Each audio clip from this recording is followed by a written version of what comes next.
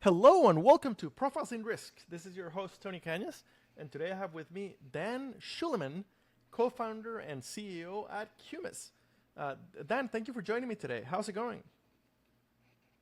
Thanks. It's going pretty well. Fantastic, fantastic. So, according to LinkedIn, looks like you're in Chicago. It's February 14th, actually, today as we're recording. I'm assuming Chicago is a frozen winter wonderland right now. 100%. How's the winter treating you guys? Yeah. Yeah, we just got our first big downfall of snow yesterday, and it didn't go away. So it's here. It's officially winter. Little delayed start, but it's cold out there.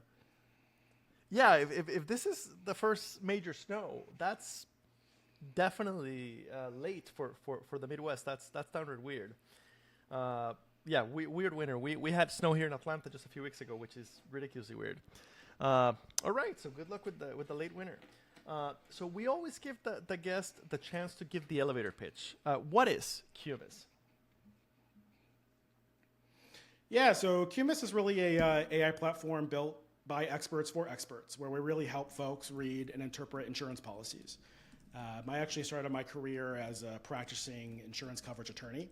So I was really diving into the weeds on forms and coverages and mainly advising large carriers on complex policies and litigating that stuff.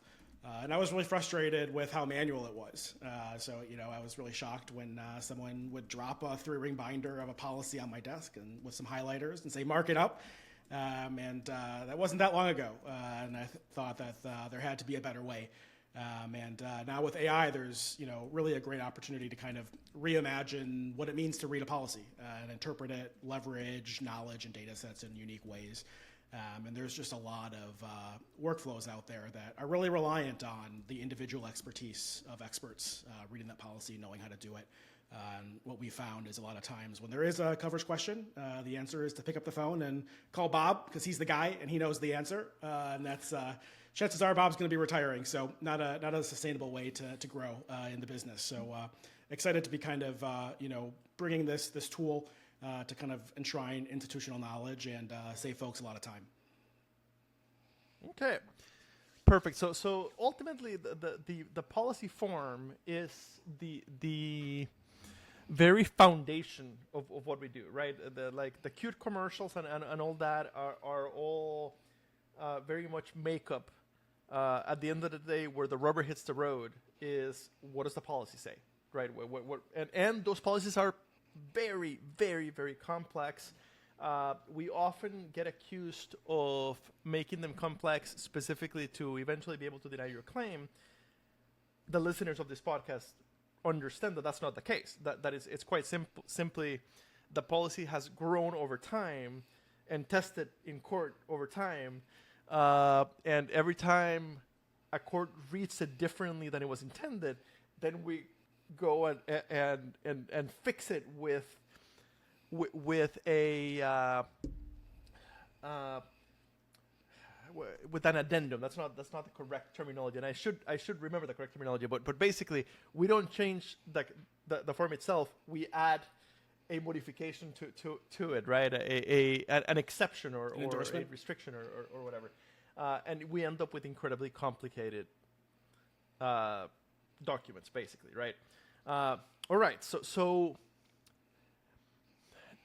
now with when did this happen? When did AI hit the point where it could help with something as extremely complex as an insurance legal policy?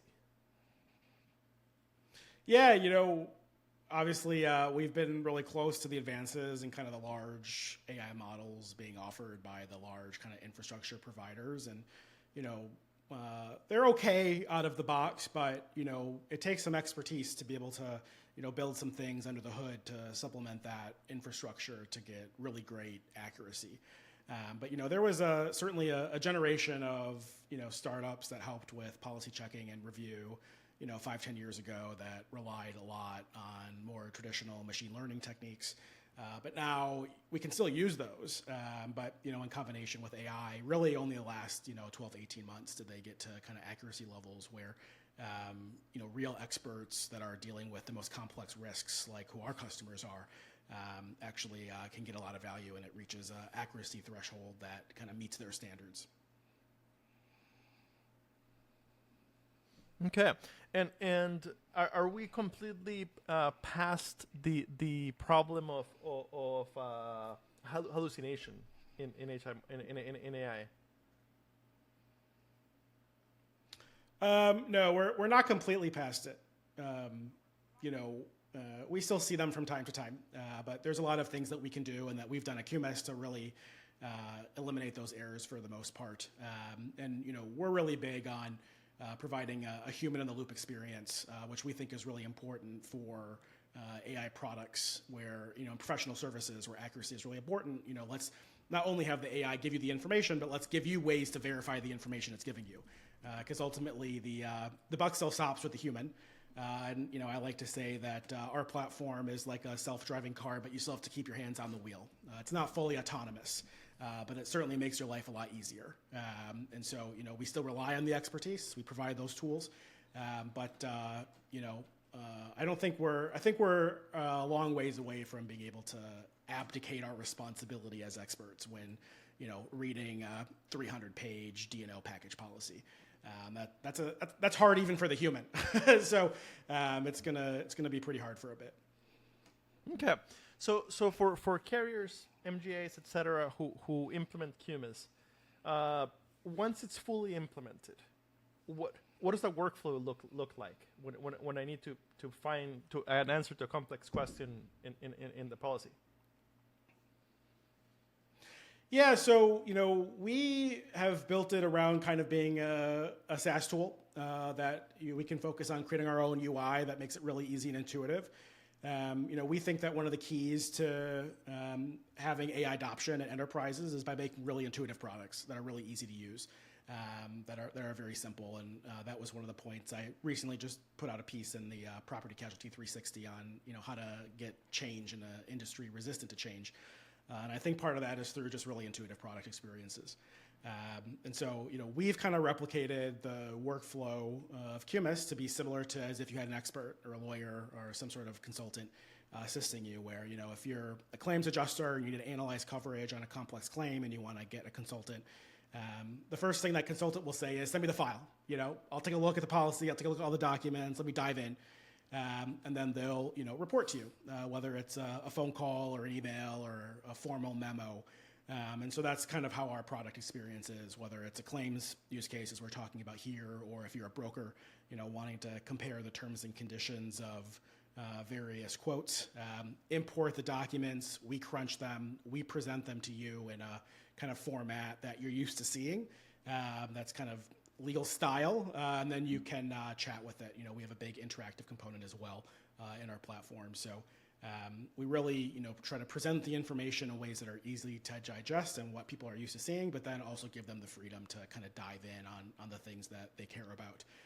And so that's kind of, it's usually a pretty quick onboarding and implementation because we really wanted to make it easy.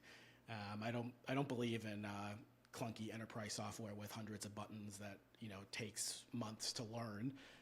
No one likes using that kind of stuff. So we want to make it really easy and be able to provide value from day one. Okay.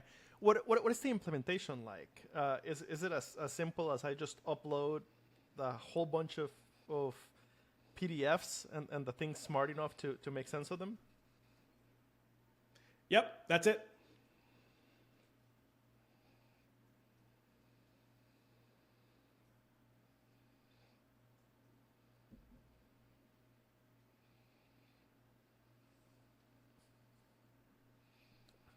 Can you still hear me? Yep, you're back now. Okay. So give me a second.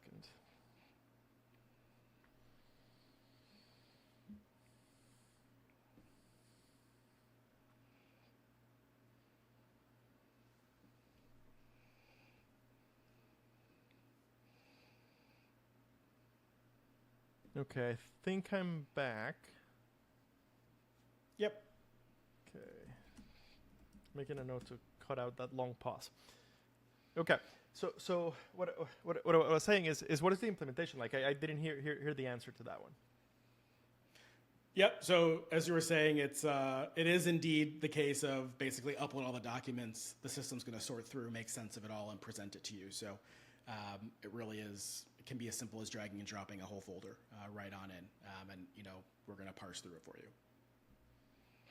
Okay. It looks like on LinkedIn that you've been at it for a couple of years with the company. I'm guessing that the product's been live for a year and a half. Yep. Okay. What kind of feedback are the clients giving?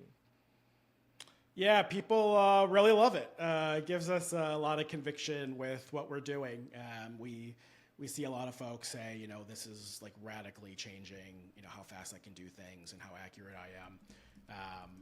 A lot of times there's a lot of folks that we onboard that they haven't seen any Gen AI tools before. So it's always really exciting when someone's first kind of ChatGPT moment where they see the text pop up is through our platform.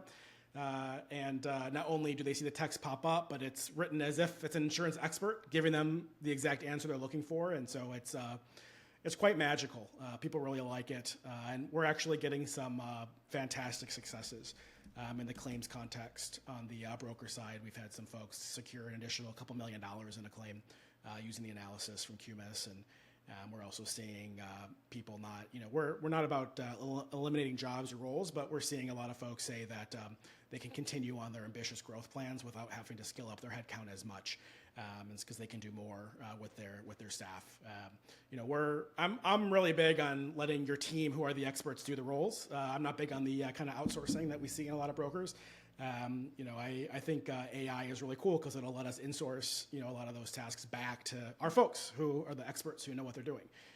They can just do the same stuff a lot faster now. So it's the use cases and testimonials are fantastic, and I'm really excited to be giving people their Sundays back.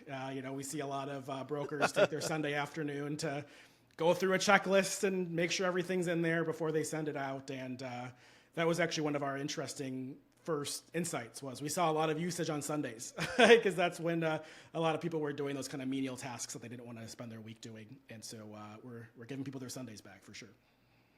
That makes absolute yeah, that makes so much sense.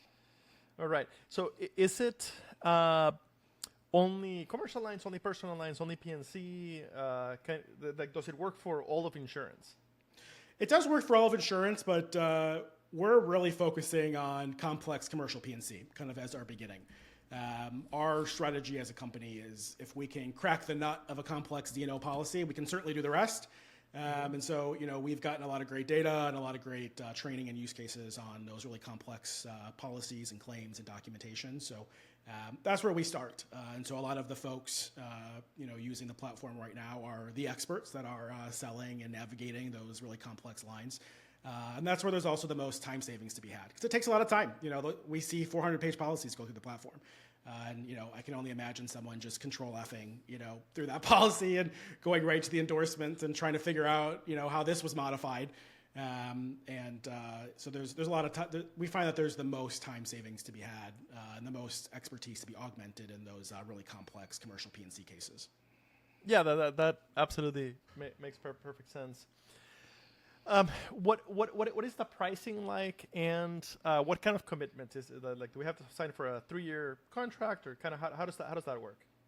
Yeah, so I know a lot of AI companies are big on tokens and documents and pages. We don't do that. I don't like to make it complicated for our customers, so it's a SaaS fee, annual per seat price.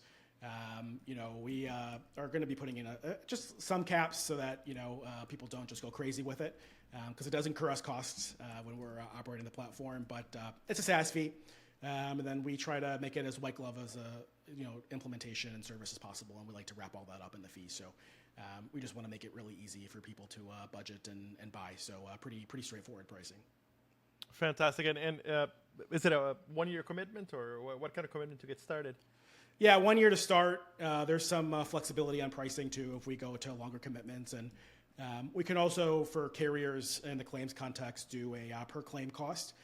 One of the cool things about us is that since we're basically reporting on a claim, we actually have claims folks type in the claim number before they analyze it. So We actually have the ability to send an itemized invoice if a carrier wants to make the Qumis expense as AILA, because we can attach it to a specific claim. And so in that way, the savings can actually start to make an appearance in P&L and the ratios, which is pretty cool. Yeah, much more measurable.